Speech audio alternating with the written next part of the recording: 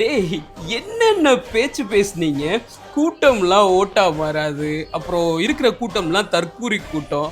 ஆ, இப்போ தெரியுதா பின்னாடி என் தலைவன் 100 தாண்டி போய்கிட்டு இருக்காப்புல. தனியாவே ஆட்சியை பிடிச்சிருவோம் போல. அப்படி போயிட்டு இருக்கு நிலவரம். கூட்டணியை வச்சு இங்க இந்த தரீனத்தை போட்டுட்டு இருக்கீங்க. ஸோ இதை விட முக்கியமா பல பேர் பல கூவல்கள், அப்புறம் இந்த எக்ஸிட் போலிங் அப்படி இப்படின்னு ஏகப்பட்ட விஷயத்த என்னென்னதான் பேசுறான் பாருன்ற அளவுக்கு பேசிட்டு இப்போ வந்துட்டு முதல்வர் அவர்களே, அதாவது முன்னாள் முதல்வர் அவர்களே ஜெயிப்பாரான்ற அளவுக்கு, அவர் குளத்தூர் தொகுதியில் வெற்றி பெறுவாரான்ற அளவுக்கு போய்கிட்டு இருக்கு.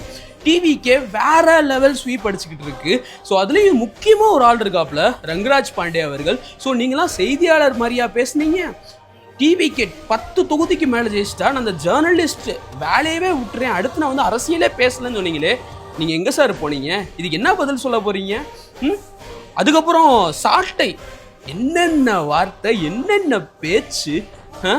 இன்னும் நிறைய மீடியாக்கள் இருக்கு. அப்புறம் சில வந்துட்டு தரிகட்ட தற்குறின்னு சொல்ற அளவுக்கு இருக்கிற இந்த ஜூலி மாதிரியான ஆட்கள், அவங்க எல்லாம் பத்தி பேச வேணாம்.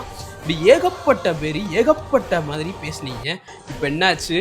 என் தலைவன் மாசா உண்மையிலே மக்கள் மாற்றத்தை எதிர்பார்க்குறாங்க, மாற்றத்திற்கான அரசியல் தான் இது, மாற்றத்திற்கான தேர்தல் தான் இது, மக்கள் ஒட்டு மொத்தமாக ஒரு புரட்சி செஞ்சுருக்காங்க அப்படின்னு தான் சொல்லணும். ஸோ டிவிக்கே ஒரு மாபெரும் மாற்றத்தை, மாபெரும் மாற்று சக்தியாக வர்றது. இன்னும் பாதி பேத்துக்கு இந்த ரிசல்ட்லாம் பார்த்துட்டு அழுகாத குறையா கொந்தளிச்சுக்கிட்டு இருக்கானுங்க என் ஃப்ரெண்ட்ஸு. ஸோ அதெல்லாம் பார்க்கும்போது தான் வந்து காமெடியாக இருக்குது. ஸோ கதறுங்க, கதறல் சத்தம் கேட்கும்னு தலைவர் சொன்னார்.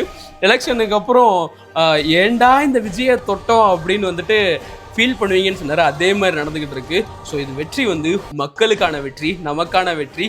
நிச்சயமாக இதை நம்ம செலிப்ரேட் பண்ணியே ஆகணும். வேற லெவல் மாசுங்க நம்ம எல்லாருமே.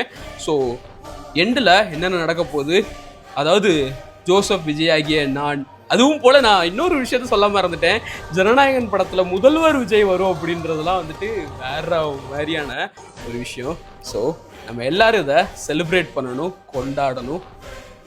வெற்றி நம்மளோடது தான்.